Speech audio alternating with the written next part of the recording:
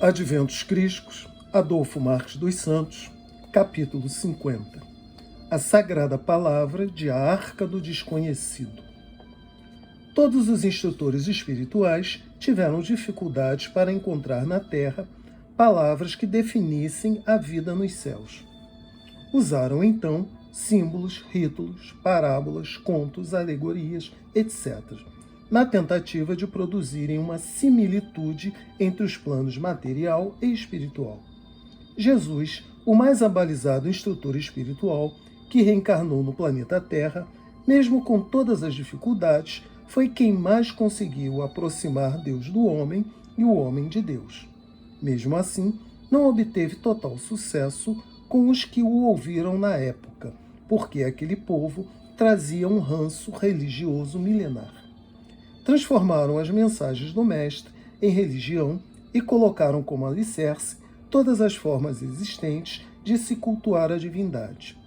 Isso significa que o homem terreno não entendeu que o Evangelho é a síntese da lei de Deus e que ninguém vai ao Pai se não for por ela. Ou seja, ninguém ascensionará enquanto ignorar a lei do Criador, a fim de conduzir a vida dentro dos parágrafos nela contidos. A sagrada palavra do Mestre não foi entendida, compreendida, muito menos vivida pela maioria dos cristãos, principalmente porque as leis básicas da vida universal foram banidas do cristianismo. As leis de reencarnação e de causa e efeito, assuntos de domínio popular para outras culturas do planeta Terra. Chegará ao conhecimento da sociedade planetária a verdadeira palavra proferida pelo Nazareno Mestre há 2000 anos e que consta em A Arca do Desconhecido, livro sagrado existente no plano espiritual. No plano físico, guardado no Vaticano, há material grafado muito próximo do verídico contido na Arca do Plano Luz. Diante de incontestável acontecimento na história dos povos de todas as épocas, o cristianismo e a humanidade sofrerão fortíssimos impactos. Isso mudará a história e a trajetória da civilização terrena, quando os pergaminhos do Vaticano chegarem ao conhecimento da sociedade. O confronto entre a sagrada palavra de Arca do Desconhecido com o existente no Vaticano, guardada as 7 chaves, servirá de parâmetros para se calcular o prejuízo que a humanidade teve nesses últimos 20 séculos. A proposta de Martinho Lutero foi arrojada para sua época, mas insuficientes serão todas as propostas se o homem não se convencer pela logicidade de que as leis da reencarnação e de causa e efeito são fundamentais em qualquer reduto do infinito universo para os espíritos rumo à ascensão. A ideia dos adventos crísticos não é banir a velha verdade, mas substituí-la pela nova, considerando a necessidade que o espírito eterno e imortal tem de compreender o eterno vir a ser. O homem velho, mesmo admitindo que a posição conquistada esteja corroída pelo tempo, encontra dificuldades para abrir o ouvido da alma e ouvir a voz do eterno a clamar por mudança. É o potente impulso do Criador intrínseco na criatura querendo romper as barreiras inibidoras das novas verdades. É a gênese da superação querendo explodir das incrustações psicológicas a fim de que surja o homem novo destituído da ignorância, do poder para oprimir, da astúcia para enganar e da agressividade animal, própria de sua inferioridade moral. O homem, por ter sido criado em essência à imagem e semelhança de Deus, tem em potencial todos os atributos da divindade. Em assim sendo, por ser Deus a causa de tudo no todo, no infinito, no seu universo, o homem, como essência desse mesmo Deus, é a causa de tudo em seu universo de ações e reações. Por analogia, da mesma forma que Deus, como causa, recebe de volta os efeitos, o homem, sendo o centro genético como causa, o é também como efeito.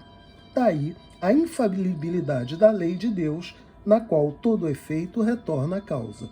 Toda criatura, efeito, retorna ao Criador, causa. Assim, o homem, como causa, tem que absorver em si a totalidade dos efeitos positivos ou negativos de suas ações.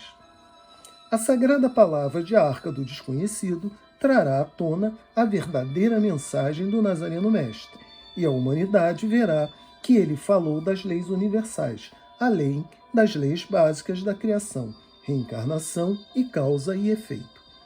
A ideia central dos adventos crísticos, como proposta para a renovação do cristianismo, é conduzir o homem a compreender e vivenciar o Evangelho, não como uma verdade isolada, mas como síntese de todas as verdades.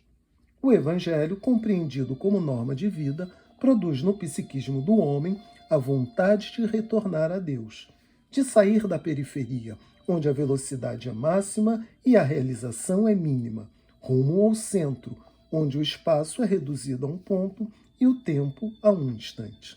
Na verdade, o Evangelho Vida tira a ansiedade de quem vive aceleradamente, atendendo à força centrífuga, e inverte a polaridade, a fim de que a sua trajetória seja para dentro, para o centro, obedecendo à força centrípeta, que conduz a Deus.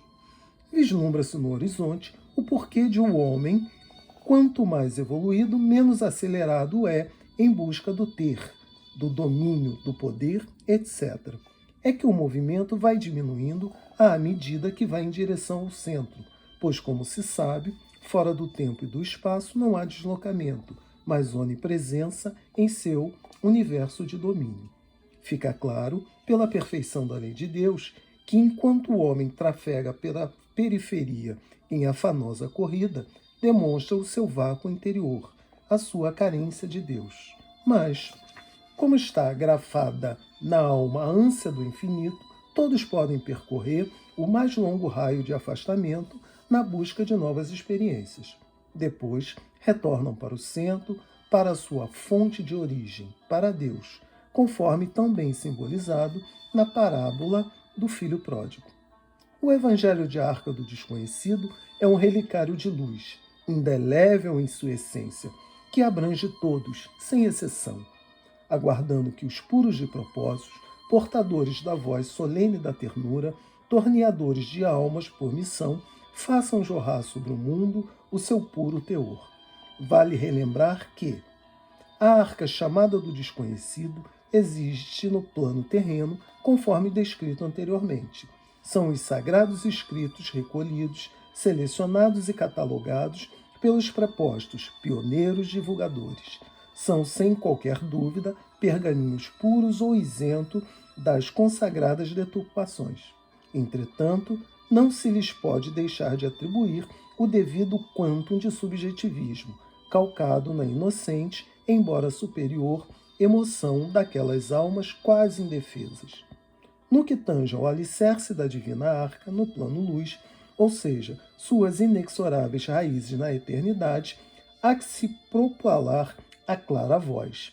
São as inconteste, posto que originais, e assim verídicas palavras do Nazareno Mestre, grafadas no plano luz, segundo as sagradas fileiras. Se a proposta do Cristo Pai fizer eco em seu ser, alertam as sagradas fileiras sobre a necessidade de flexionar ou reflexionar conceitos, preconceitos, formulações, convenções devidas, indevidas, certeiras ou equivocadas, tendo por nobilíssimo objetivo representar verdadeiramente os adventos. É hoje, como para todo sempre, vosso ininterrupto, itinerante e indelével mistério. Fim do capítulo 50.